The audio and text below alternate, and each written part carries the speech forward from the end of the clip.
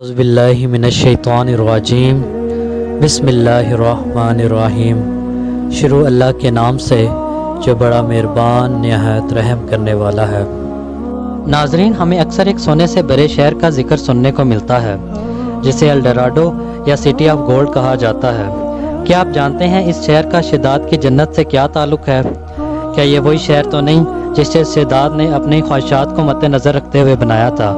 آج کی ویڈیو میں ہم اسی سوال کے جوابات ڈھونڈنے کی کوشش کریں گے اور ساتھ ساتھ آپ کو یہ بھی بتائیں گے کیا قرآن پاک میں اس شہر کا ذکر موجود ہے یا نہیں۔ دوستو، قوم عاد میں دو بھائی رہا کرتے تھے، جس میں سے ایک کا نام شدید تھا جو بڑا تھا، اور جبکہ دوسرے کا نام شداد تھا جو اس کے بعد تخت نشین ہوا تھا۔ یہ دونوں وسیع علاقے پہ قابض تھے اور انہوں نے بے شمار لشکر اور خزانے جمع کر لیے تھے۔ اس دور میں کسی بادشاہ میں اتنی جرت اور طاقت نہیں تھی کہ اس کا مقابلہ کر سکے۔ اسی غرور نے شداد کو اتنا مغرور بنا دیا کہ اس نے خدائی کا دعویٰ کر دیا۔ اس وقت کے علماء اور صالحین جو سابقہ انبیاء اور رسول کے علوم کے وارث تھے، اسے سمجھایا اور اللہ کے عذاب سے ڈرایا تو وہ کہنے لگا، جو حکومت اور دولت اس کو حاصل ہے، اس سے زیادہ اللہ تعالیٰ کی عبادت سے کیا حاصل ہوگا؟ جس پر سمجھانے والوں نے یہ بھی کہا، جو دنیا کی دولت اور ہر نعمت سے زیادہ قیمتی ہے۔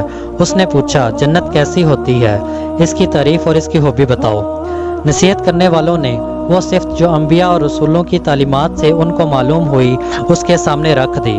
تو اس نے کہا، مجھے ایسی جنت کی ضرورت نہیں، ایسی جنت تو میں دنیا میں خود بنا سکتا ہوں۔ لہٰذا تمام علماء کو دکھانے کی خاطر اس نے جنت بنانے کا فیصلہ کیا۔ سب سے پہلے اس نے اپنے معتبر سرداروں میں سے 100 آدمیوں کا انتخاب کیا اور ان کو جنت بنانے کے لیے نگران چن لیا گیا، اور ہر ایک سردار کے ساتھ ساتھ ہزار آدمی متعین کیے گئے۔ اس کے بعد زمین میں دفن تمام خزانے نکلوائے گئے اور سونا چاندی نکلوا کر ان کی گنگا جمنی اینٹیں تیار کروائیں گی، اور کوہ عدن سے منتسل ایک شہر مربع کی شکل میں 10 کوس لمبا، 10 کوس چوڑا اور 40 کوس اونچا مقام بنانے کا حکم دیا۔ اس شہر کی بنیادیں اس قدر کھودی گئیں کہ پانی کے قریب جا پہنچی، اور پھر ان بنیادوں کو سنگ سلمانی سے بھروایا گیا۔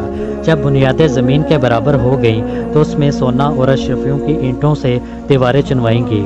ان دیواروں کی بلندی اس قدر زیادہ تھی کہ جب آفتاب طلوع ہوتا تو ان پہ نظر نہیں ٹھہرتی تھی۔ شہر کی 4 دیواری کے اندر ہزار محل تیار کیے گئے، اور ہر محل 1000 ستونوں کا اور ہر ستون ہیرے جواہرات سے جڑا ہوا تھا، اور شہر کے درمیان ایک نہر بنوائی گئی، اور ہر مکان میں حوض بنوائے گئے، اور شہر کی بڑی نہر سے شاخیں نکلوا کر مکانوں تک ایک نہر پہنچائی گئی، اور ان نہروں کو حوض کے ساتھ جوڑ دیا گیا۔ حوض کے فرش پہ یاقوت، مرجان اور نیلم کی تہ بچھائی گئی، اور ان کے کناروں پہ درخت بنائے گئے جن کی جڑیں سونے کی اور پتے زبرد کے اور پھل پھول ان کے موتی یاقوت اور مرجان کے بنا کر لٹکائے گئے۔ جب اس انداز کا شہر تیار ہوا تو حکم دیا گیا، سارے شہر میں فرش پر ریشمی زرنش قالین بچھا دیا جائیں، اور سب مکانوں میں ترتیب کے ساتھ سونا چاندی کے برتن چنوا دیے گئے، اور حوضوں میں دودھ، شراب اور شہد جاری کروا دیا گیا، اور ہر پیشے اور ہنر والوں کو حکم دیا گیا کہ وہ اپنے اپنے پیشے اور ہنر میں مگن ہو جائیں، اور انواع و اقسام کے میوے، طرح کے عمدہ اور لذیذ پکوان سب ہی شہر والوں کو پیش کریں۔ مختصر یہ کہ 12 برس میں یہ شہر بے مثل سجاوٹ کے ساتھ تیار ہو گیا، اور تمام عمرہ اور سرداروں کو حکم دیا گیا کہ وہ زینت کے ساتھ اس شہر میں جا کر رہیں، اور خود بھی اپنی فوج اور لشکر کے ساتھ لے کر غرور اور تکبر کے ساتھ شہر میں پہنچ گیا۔ آنے سے پہلے کچھ دیر رک کر اس ٹائم کے علماء سے کہا، تم ایسی جنت کے واسطے جس کو آج تک کسی نے نہیں دیکھا، اس کے سامنے جھکنے اور ذلیل ہونے کے لیے بول رہے تھے، اور اب تم کو میری قدرت اور ثروت دیکھنی ہے تو میرے ساتھ چلو۔ میں نے اس اندیکھی جنت سے بھی خوبصورت اور دلکش جنت بنائی ہے، جس کو دیکھنے کے بعد تم اپنے خدا کی جنت کو بھی کم سمجھو گے۔ دوستو، شداد جب اپنی بنائی ہوئی جنت کے قریب پہنچا تو اس شہر کے باشندے اس کے استقبال کے لیے ہیرے جواہرات نچھاور کرنے کے لیے وہاں کھڑے تھے، اور جب شداد شہر کے دروازے کے قریب پہنچا تو اس کا ایک قدم دروازے کے اندر اور ایک قدم دروازے کے باہر تھا کہ آسمان سے ایک دردناک آواز آئی اور تمام مخلوق ہلاک ہو گئی، اور بادشاہ وہیں دروازے پہ گر کے مر گیا، اور اس شہر کو دیکھنے کی حسرت دل میں ہی لیے مر گیا۔ شداد اور اس کی جنت کے بارے میں معتبر تفصیل میں لکھا ہے بادشاہ اور اس کے لشکر کے ہلاک ہو جانے کے بعد وہ شہر بھی لوگوں کی نظروں سے اوجھل ہو گیا۔ کہا جاتا ہے حضرت عبداللہ بن کلاوہ رضی اللہ تعالیٰ عنہ جو صحابی رسول ہیں، وہ اتفاق سے وہاں چلے گئے۔ اچانک آپ کا اونٹ بھاگ گیا تو آپ اس کی تلاش کرتے کرتے اس شہر تک جا پہنچ گئے۔ جب اس کی دیواروں اور میناروں پہ آپ کی نظر پڑی تو آپ بیہوش ہو کر گر پڑے۔ جب ہوش آیا تو سوچنے لگے اس شہر کی صورتحال تو ایسی نظر آتی ہے جیسے نبی کریم صلی اللہ علیہ وآلہ وسلم نے ہم سے شداد کی جنت کے بارے میں فرمایا۔ یہ میں خواب دیکھ رہا ہوں یا اس کا حقیقت سے بھی کوئی تعلق ہے؟ اسی کیفیت سے اٹھ کر وہ شہر کے اندر آ گئے۔ اس کے اندر نہریں اور درخت بھی جنت کی طرح تھے، لیکن وہاں کوئی انسان نہیں تھا۔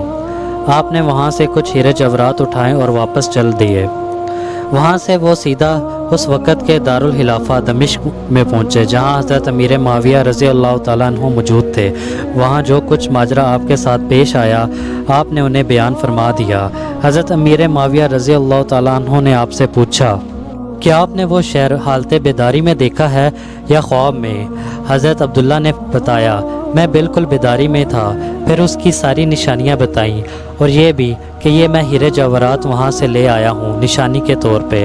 حضرت امیر معاویہ رضی اللہ تعالیٰ عنہ نے یہ سب سنا تو بہت حیران ہوئے۔ پھر اہل علم حضرات سے اس بارے میں معلومات حاصل کی گئی۔ کیا واقعی ہی دنیا میں ایسا شہر بنایا گیا تھا جس کی اینٹیں سونا چاندی کی ہوں؟ علماء نے بتایا، قرآن پاک میں اس کا ذکر آیا ہے، مگر اللہ تعالیٰ نے اسے لوگوں کی نظروں سے اوجھل کر دیا ہے۔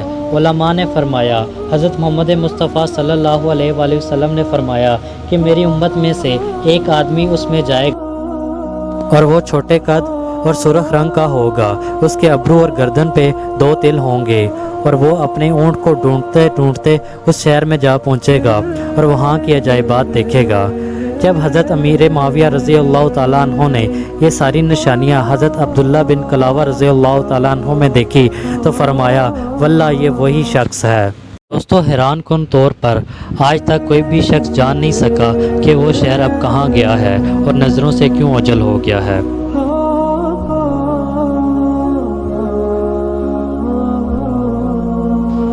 دوستو، اسی طرح کی اسلامک ویڈیو دیکھنے کے لیے ہمارا چینل لازمی لائک اور سبسکرائب کریں۔